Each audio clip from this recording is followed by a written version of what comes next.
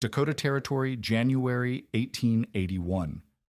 Outside Lars Johansen's homestead, the thermometer reads 40 degrees below zero with winds screaming at 70 miles per hour. While his neighbors huddle around failing stoves in their single-wall cabins, watching ice form 3 feet from their fireplaces, Johansen sits comfortably in his hot room at 65 degrees, using half the fuel they're burning. His secret wasn't one strong wall, but 5 layers of defense that neighbors had mocked as wasteful effort. They called his snow berms and canvas liners the work of a fool who didn't understand frontier building. Then the killing cold arrived. Elias Carter's claim shanty froze solid. Despite round-the-clock firing, water buckets turned to ice, bedding froze to the walls, and his fuel stocks collapsed. But inside Johansen's system, each layer stripped another 20 degrees of cold. The snow berm dropped it to 20 below, the sod walls brought it to 25 above, the inner canvas liner reached 45, and his stone-heated sleeping alcove stayed a steady 65 degrees through the night. What did this Norwegian immigrant understand about layered defense that Civil War veterans and experienced homesteaders had completely missed? The blizzard struck on October 15, 1880, with a ferocity that caught even experienced plainsmen off guard. Thomas Wilkins, manning the telegraph key at his general store, tapped out increasingly urgent messages as snow began choking the rail lines between Volga and De Smet.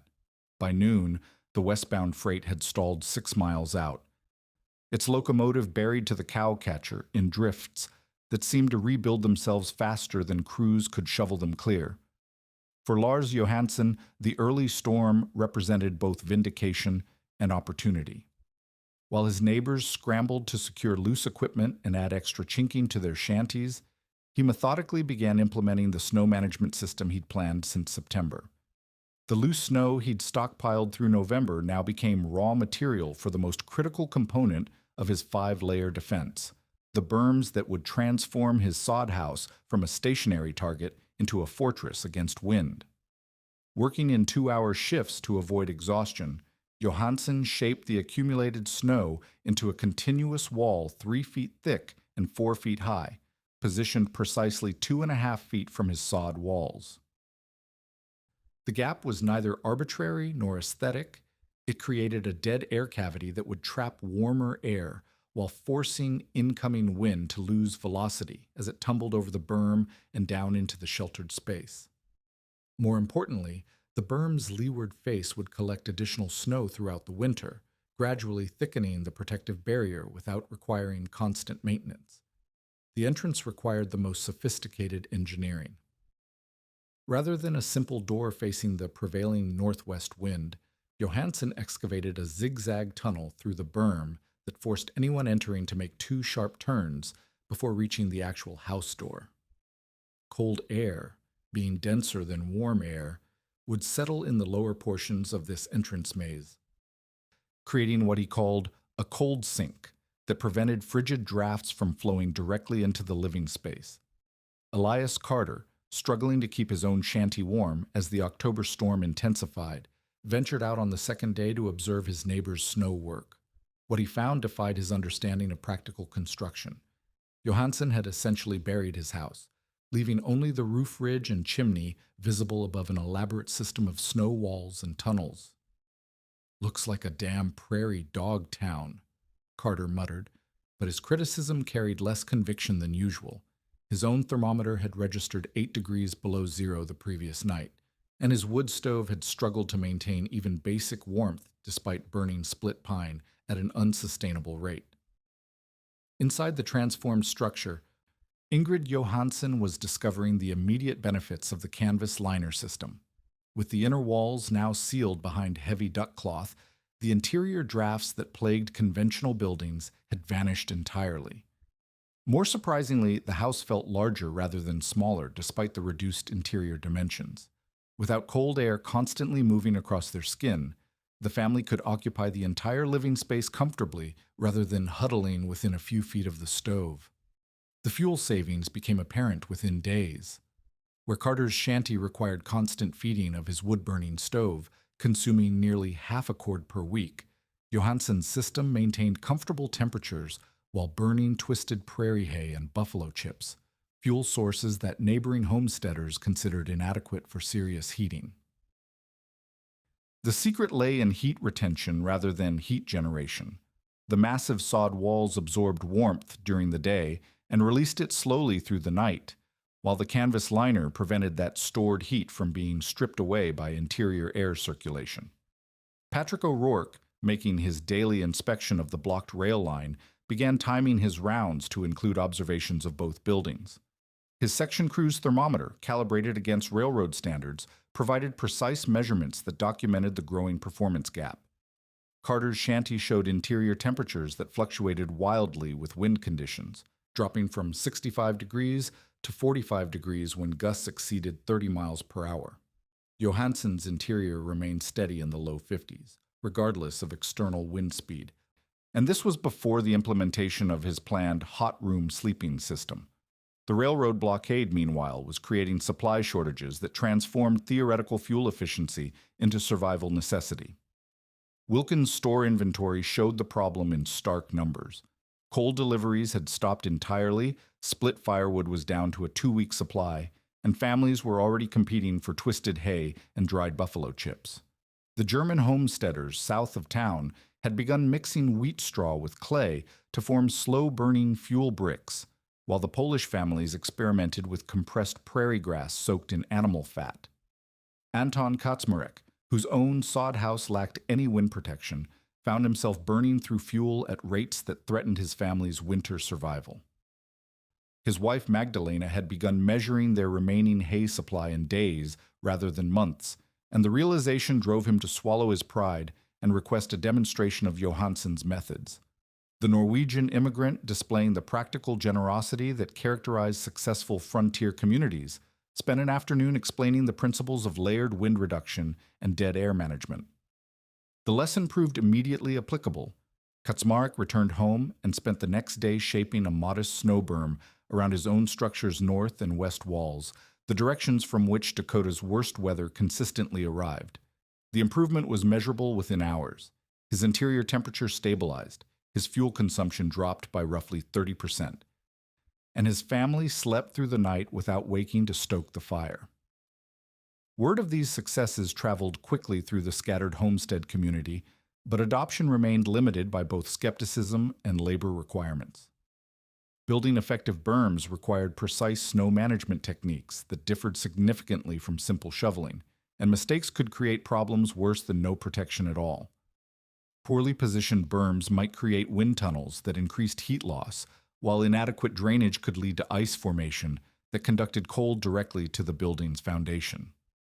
As October ended and November brought even more severe weather, the gap between protected and unprotected structures continued widening. The early blizzards had served as proof of concept for Johansen's 5-layer system, but the real testing lay ahead in the deep, cold months when sustained temperatures below zero would push all heating systems to their breaking points. January arrived with a brutality that exceeded even veteran plainsmen's expectations. The thermometer at Patrick O'Rourke's section house registered 42 degrees below zero on the morning of January 7, 1881, with winds that bent fence posts and drove snow through gaps so small they'd been invisible in milder weather. The modern wind chill calculation, unknown to Dakota settlers but measurable by its effects on exposed flesh, created conditions equivalent to 95 degrees below zero, cold that could freeze human tissue in minutes and kill within hours. Elias Carter's shanty had become uninhabitable despite his desperate efforts to maintain warmth. The single-wall construction that had seemed adequate in autumn now revealed fatal flaws as Arctic air found every microscopic gap in his chinking. Frost accumulated on interior walls in layers thick enough to scrape with a knife, while his water bucket developed ice skin that reformed within minutes of breaking. Most critically, his wood stove could no longer generate heat faster than the wind-driven cold could steal it away. By the third day of sustained cold, Carter faced the homesteader's nightmare. His fuel supply was disappearing at rates that made survival through February mathematically impossible. The Johansen household, by contrast, had achieved thermal equilibrium that seemed to mock the surrounding devastation. The five-layer system was performing exactly as designed, with each barrier stripping away measured increments of killing cold. O'Rourke, making his hazardous daily inspections of the blocked rail line, had taken to documenting the temperature differential with scientific precision. His thermometer readings, recorded at precisely noon each day, told the story of engineered survival. 40 below outside the snow berm, 20 below in the protected cavity between berm and sod wall, 25 above in the dead airspace behind the canvas liner, 45 degrees in the main living area, and a steady 68 degrees in the partitioned hot room where the family actually slept. The hot room itself represented the system's most sophisticated element. Johansen had learned the technique from observing Lakota winter camps, where heated stones provided controlled warmth in small spaces without the constant fuel consumption required for larger areas. Each evening, Ingrid Johansen charged 30 pounds of dense fieldstone by heating them in the firebox of their cook stove, then transferred the glowing rocks to a sand-lined pit in their 6-by-8-foot sleeping alcove. A heavy canvas curtain, sealed tightly to the floor with braided rags, contained the radiant heat while the family slept. The fuel mathematics were stark and measurable. Carter's desperate attempts to heat his entire 12-by-14-foot shanty required burning roughly 8 twisted hay bundles per day, consumption that had already exhausted 2/3 of his winter supply. Johansen's targeted heating approach maintained superior comfort while consuming only 4 bundles daily, with the heated stones providing 6 hours of sleep temperature warmth before requiring renewal. The difference between survival and catastrophe lay not in fuel abundance, but in fuel efficiency. Thomas Wilkins, monitoring supply levels at his store, watched the unfolding crisis with growing alarm. Coal shipments had stopped entirely when snow blocked the rail cuts, and his remaining firewood inventory would last perhaps 10 days at normal consumption rates. Families throughout the district were improvising increasingly desperate fuel sources. Furniture broken for kindling, twisted wheat straw mixed with tallow for slow-burning bricks, even books and newspapers fed to failing stoves. The Polish homesteaders had begun dismantling interior walls to burn the lumber, while German families south of town were experimenting with compressed prairie grass logs bound with clay. By January 15th, multiple households had exhausted their heating fuel entirely. The Kaczmarek family, despite adopting partial burning techniques from Johansen, faced imminent evacuation of their claim. Magdalena Kaczmarek had begun packing their essential possessions for a retreat to relatives in Minnesota, while Anton calculated whether their remaining resources could sustain the journey through sustained blizzard conditions. Mary Two Rivers, making her rounds to check on isolated families, found conditions that reminded her of the worst winters in tribal memory. Single-wall cabins stood abandoned, their occupants having fled to town or doubled up with neighbors who possessed better heating systems. The mortality count, tracked by Wilkins through telegraphed reports from surrounding counties, climbed steadily as hypothermia claimed victims faster than rescue efforts could reach them. Carter's capitulation came on January 20th, when his interior temperature dropped below freezing despite burning his remaining furniture. Swallowing the pride that had sustained months of mockery, he arrived at the Johansen homestead carrying blankets and what remained of his food stores. The request for shelter carried the implicit admission that conventional frontier building had failed catastrophically, while the Norwegian immigrants' wasteful methods had created the only genuinely safe haven for miles around. The Johansen family's response reflected frontier community values that transcended earlier disputes. Without recrimination or conditions, they welcomed Carter into their hot room system, demonstrating the space management techniques that allowed 4 adults to share the heated alcove comfortably. Carter's education in survival methodology began immediately. The precise timing of stone charging, the curtain discipline that maintained thermal zones, the ventilation schedule that prevented dangerous carbon dioxide buildup while preserving heat. Within days, other neighbors began arriving with similar requests. The Kaczmarek family abandoned their claim temporarily, bringing their children to safety while Anton helped maintain the increasingly complex logistics of housing multiple families within the hot room system. O'Rourke, whose section house had become untenable, contributed his railroad connections to organize supply sharing among the growing refugee population.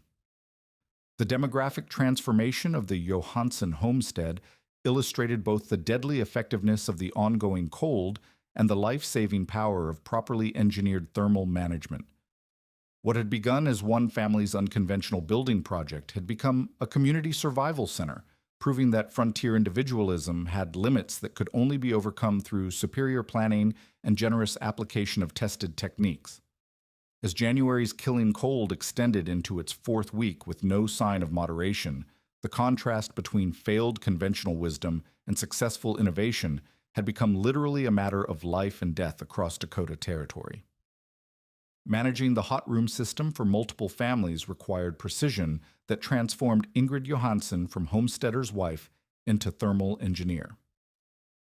With 7 adults and 3 children now dependent on the heated alcove for survival, every aspect of stone charging, air circulation, and space allocation demanded careful coordination. The morning routine began at 4:30 when Ingrid rose to assess the overnight temperature retention and plan the day's heating cycle based on weather conditions and occupancy requirements. Stone selection had evolved from simple practicality into life-preserving science. The dense granite rounds from the creek bottom held heat longest, radiating usable warmth for up to 7 hours when properly charged. River stones, despite their convenient shape, proved dangerously unpredictable. Moisture trapped in their porous structure could cause explosive fracturing when heated rapidly.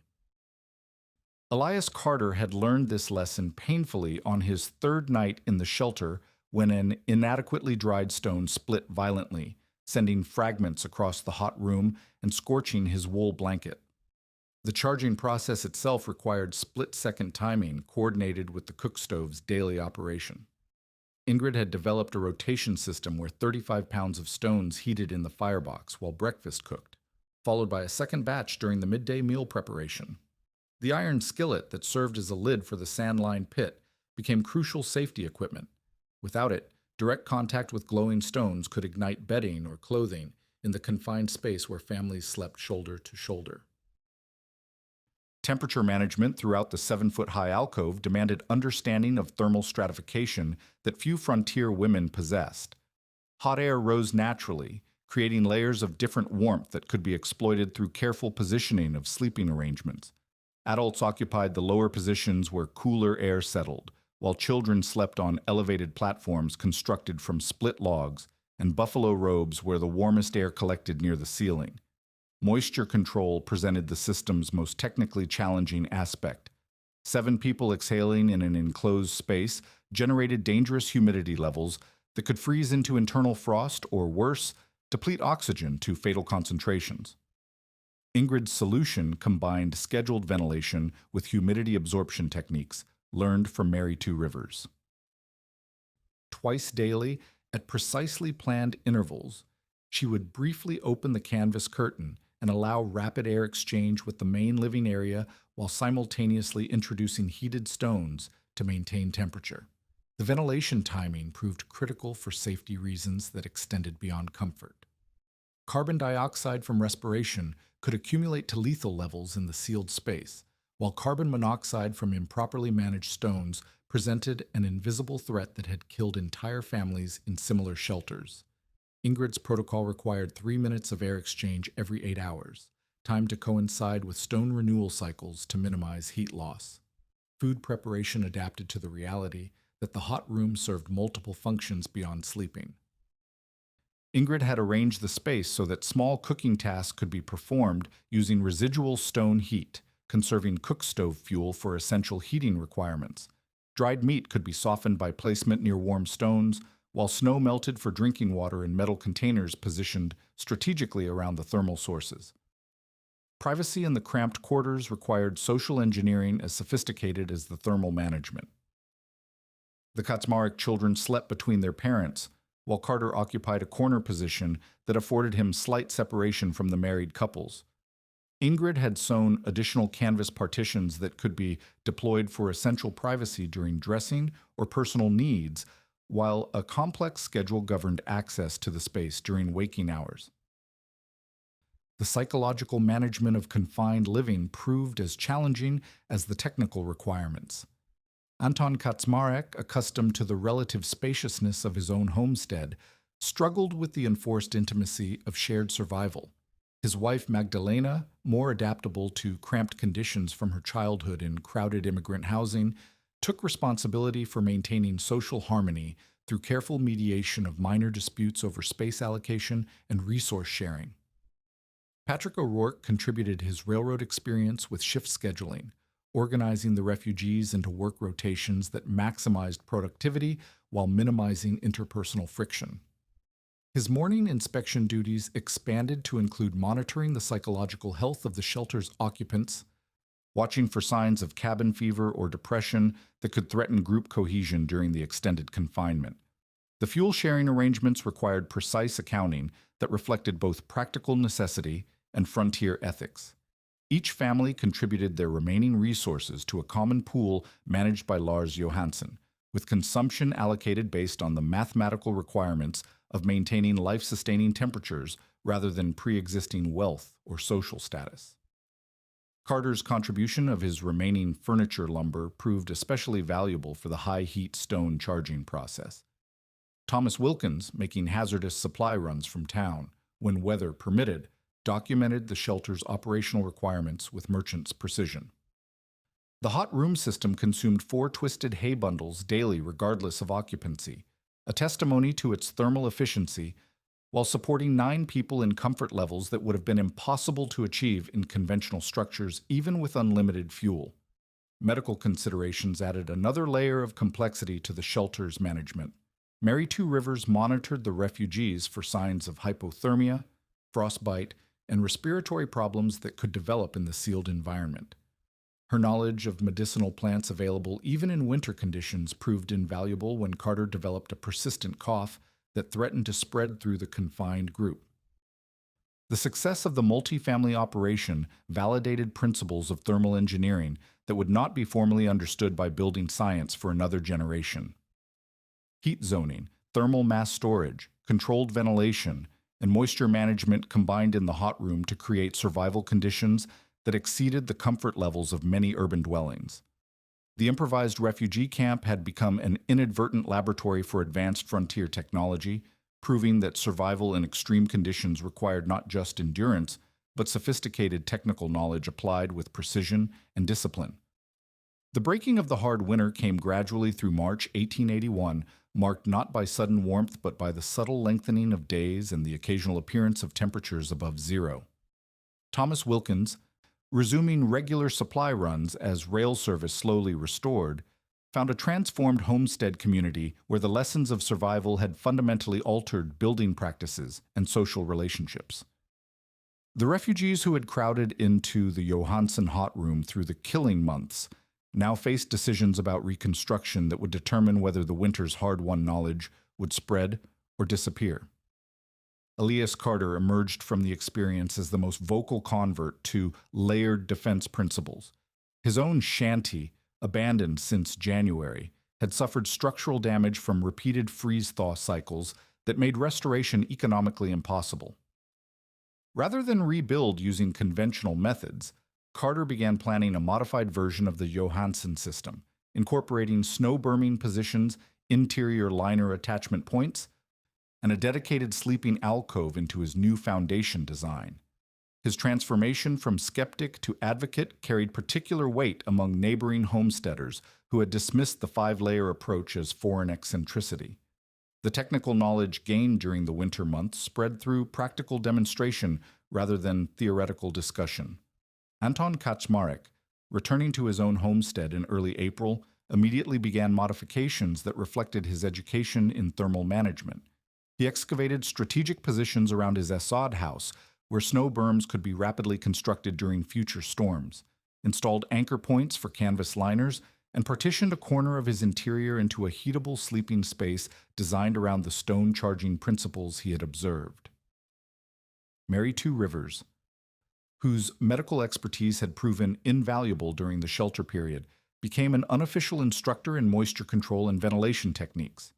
Her knowledge bridged the gap between settler construction methods and Native American building traditions, providing technical solutions that homesteaders could implement using available materials. The hybrid approaches she taught combined European timber framing with Plains Indian airflow management, creating structures that reflected the practical fusion of survival knowledge from multiple cultures. Patrick O'Rourke documented the winter's mortality statistics with railroad precision, creating records that revealed the life-saving effectiveness of proper thermal management.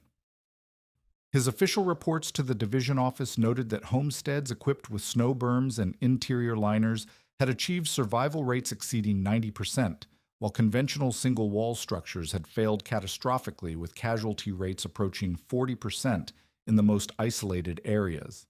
These statistics, circulated through railroad communications networks, began attracting attention from territorial officials and Eastern investors interested in successful frontier building techniques. The economic implications of fuel efficiency became apparent as supply costs normalized through spring. Families who had adopted layered defense principles during the winter discovered that their reduced consumption translated into substantial cost savings that could be invested in improved equipment, additional livestock, or expanded cultivation. The Johansen household, despite sheltering multiple families, had consumed less total fuel than many single-family conventional structures, demonstrating that advanced techniques provided both survival advantages and financial benefits. Adoption of the 5-layer system faced practical obstacles that prevented universal implementation. The specialized knowledge required for effective berm construction, stone heating safety, and ventilation management demanded training that many homesteaders lacked access to.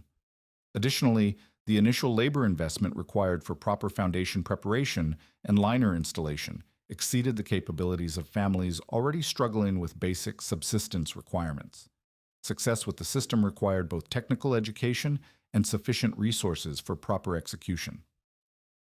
The regional influence of Dakota thermal management techniques began extending beyond immediate neighbors, as spring brought increased travel and communication. Territorial newspapers published accounts of the hard winter survival methods, while supply companies began advertising materials specifically designed for multi-layer construction projects. Canvas suitable for interior liners appeared in general store catalogs, along with specialized hardware for maintaining air gaps and managing thermal zones. Military interest in the techniques developed during the winter reflected their potential applications for frontier fort construction and expedition planning. Officers stationed at frontier posts recognized that the principles proven at the Johansen homestead could address chronic heating problems in military structures, where fuel shortages and extreme weather regularly threatened operational effectiveness. The systematic approach to layered defense against cold offered solutions that could be standardized and implemented across multiple installations. Thomas Wilkins expanded his general store inventory to include supplies specifically requested by homesteaders implementing thermal management systems.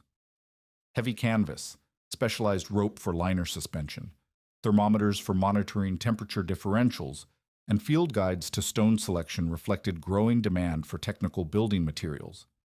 His sales records documented the spread of advanced construction techniques through economic rather than regulatory channels. The scientific validation of frontier thermal management would not arrive for decades, but the practical results spoke clearly to anyone willing to observe. Building techniques developed through necessity and refined through trial and error had achieved performance standards that exceeded conventional construction by measurable margins. Heat retention, fuel efficiency, moisture control, and structural durability combined in the 5-layer system to create frontier architecture that anticipated solutions later formalized by engineering science. By summer 1881, the scattered homesteads around De Smet showed visible evidence of the previous winter's lessons. Snow berm positions marked around renovated structures, canvas liner installations in progress, and modified sleeping alcoves under construction testified to widespread adoption of survival techniques that had proven themselves under the most demanding conditions imaginable. The hard winter had ended, but the knowledge it had forced into existence would influence Dakota building practices for generations, creating a legacy of practical innovation born from the marriage of necessity, observation, and the determination to survive.